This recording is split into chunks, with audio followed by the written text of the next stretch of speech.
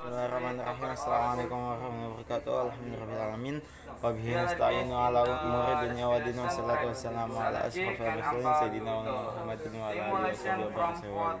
Moga Honorable Dr. Haji Anifuddin Matin MK and Dr. Haji Hafidawati as the Director Sunrise from Rabanifida.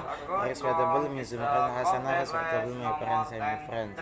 Okay, today I would like my presentation later of Coke.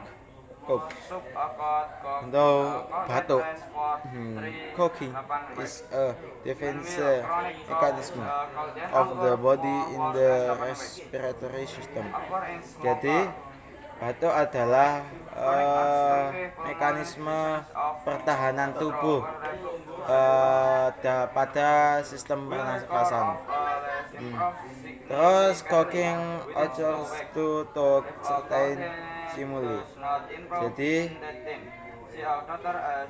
batuk ini terjadi karena ada suatu rangsangan. Jadi ada sesuatu yang masuk ke dalam hidung ini sehingga membuat kamu batuk, ya. Bisa membuat kamu batuk sesuatu seperti debu atau sesuatu yang membuat tidak nyaman lah, geli ya, biasanya geli. Nah, terus coughing is an early symptom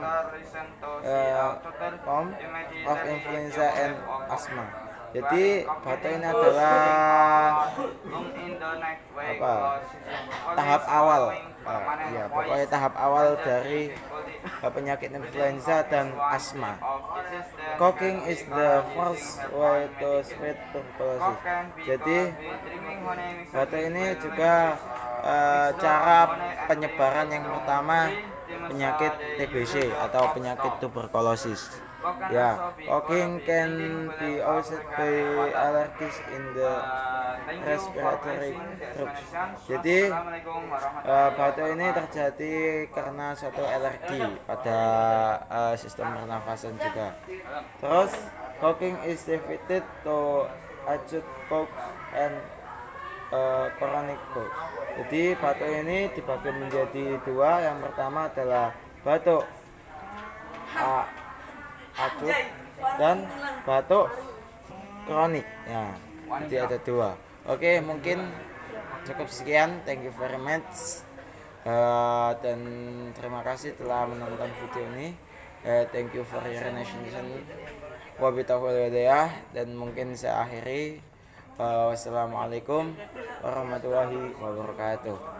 Waalaikumsalam warahmatullahi wabarakatuh. Thank you. See you next time.